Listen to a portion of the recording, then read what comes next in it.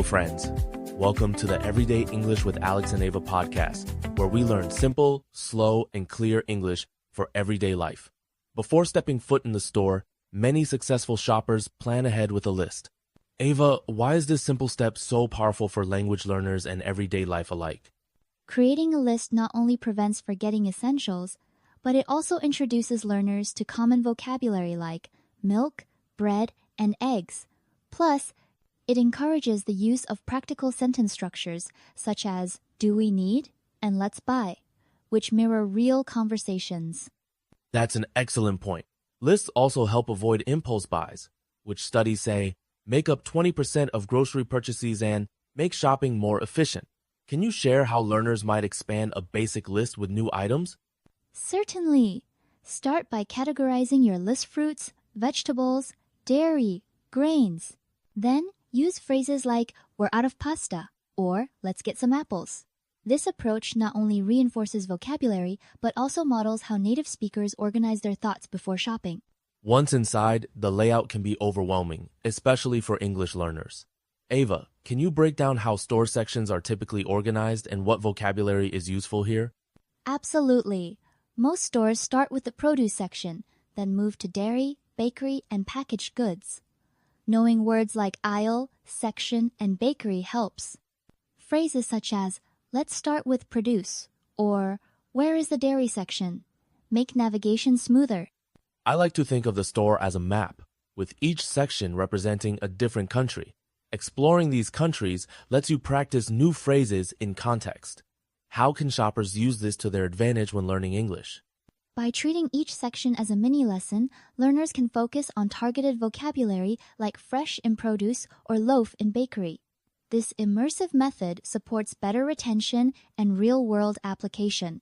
Selecting produce isn't just about picking items, it's about making good choices and talking about freshness. Ava, what phrases help learners describe or ask about quality? Key expressions include, these look fresh, or are these ripe? For example, when choosing apples, you might say, let's take 4 apples, they look good. This everyday language is vital for clear communication and making informed decisions. It's interesting research shows that shoppers who inquire about freshness tend to pick higher quality items.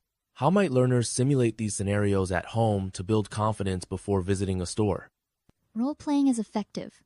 Pair up and practice lines like, how many tomatoes should we buy? Or, is this spinach fresh? Repetition builds fluency and eases real-life interactions. Let's pause and highlight some of the essential vocabulary encountered so far. Ava, can you explain why focusing on these terms is crucial for English learners? Core words like produce, spinach, fresh, and bag appear frequently in daily shopping. Mastery of these terms helps learners understand instructions, ask questions, and follow conversations with staff or other shoppers. To further reinforce learning, should listeners create flashcards or use these words in their own sentences? Absolutely. Writing example sentences, I need a bag of spinach, or these apples are fresh personalizes learning. Studies show self-created examples significantly boost retention. Moving through the store, interactions become vital, especially when asking for help or directions. What are some effective question patterns for these situations, Ava? Useful patterns include, excuse me, where is? And do you sell? For example, excuse me, where is the dairy section? Or, do you sell pasta here? Such phrases open doors for conversation and assistance. I've noticed these questions are polite and direct, making them both practical and culturally appropriate. How can shy learners overcome hesitation to use them in real stores? Start by practicing aloud at home or with a language partner. Gradually, learners gain confidence, and using these questions becomes second nature, even in busy environments. Product choices like whole milk versus loaf-a-tay are everywhere.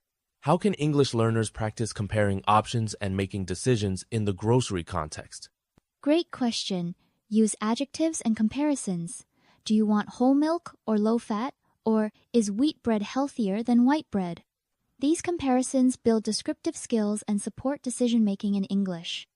Let's imagine a scenario. A learner wants to choose between 2 brands of pasta. What language could they use to ask for advice or express a preference? They might say, which pasta do you recommend?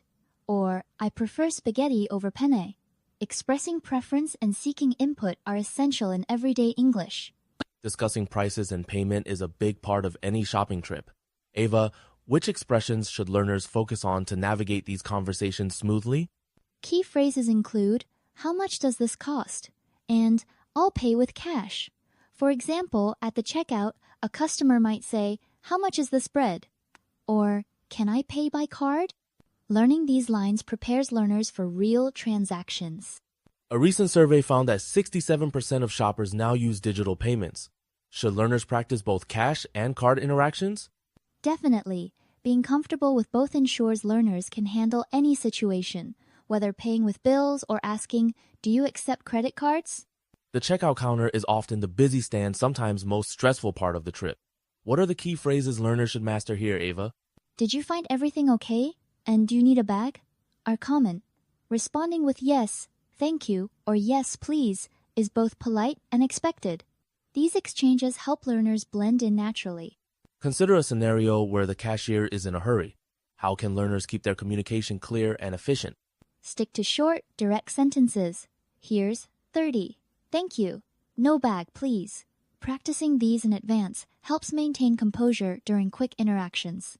After shopping, reviewing what you've learned cements new language skills. Ava, what strategies best consolidate vocabulary and phrases from each grocery trip? Summarize your experience. "I bought milk, eggs, and spinach." Reviewing aloud, writing a shopping diary, or discussing your trip with a friend turns passive knowledge into active language. Could learners also record themselves or use mobile apps to practice these reviews? Absolutely. Many language apps offer speaking exercises, but even a simple voice memo lets learners self-correct and track progress over time. Finally, regular speaking challenges help transition from learning to fluency. Ava, how can structured practice activities accelerate progress for grocery shopping English? Mini speaking challenges like repeating sentences or role-playing shopping scenarios boost confidence and muscle memory. For instance, saying, "Excuse me, where's the pasta?" multiple times prepares learners for spontaneous use. Is there evidence that frequent, short practice sessions outperform occasional long ones? Yes, research consistently shows daily, bite-sized practice leads to better retention and confidence. Even 5 minutes a day makes a difference, especially with real-world phrases. If you like this episode, don't forget to like the video, comment, and subscribe to the channel.